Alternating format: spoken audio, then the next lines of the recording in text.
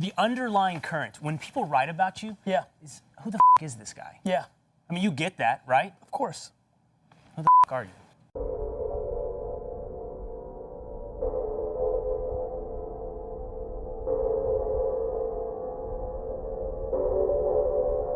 This is a word that is rarely talked about in our space that I want to start building more attention for. Self-awareness. I want to deliver on this message so much. I would create a test or a drug that allowed people to become self-aware. One potion inject, not hustle, not smart, self-awareness. I don't fear being self-aware. I know I suck at a lot of stuff. I think everybody lies to themselves. Some people are meant to be B and C players. And I'm pissed that the narrative now is that you need to be a number one and have your company, because a lot of people are gonna lose or leave money on the table because that's just the narrative. I'm such a positive guy. I struggle to think about the things I'm bad at, but self-awareness requires understanding both and then choosing which path you want to go through. I'm a big fan of going all in on your strengths and don't give a fuck about what you suck at. Self-awareness isn't only just betting on your strengths, it's accepting all your shortcomings.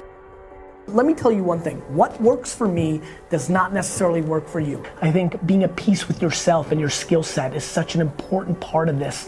Too many people try to be like me because it's sizzly and it's sexy and people want to be charismatic and on stage. So many of you do so many things better than I do. You can look at how people roll and it's great to admire and things of that nature, but it's so damn important to stick to your DNA. Try to get to a place where you understand yourself and understand what your strengths are. You've got to find your self-awareness. All your shortcomings are there for a reason. They're there to also allow you to be great. Deep in your brain, deep in your heart, you actually accept all those shortcomings is the second your life goes on the offense. I worry that people don't tap into their strengths.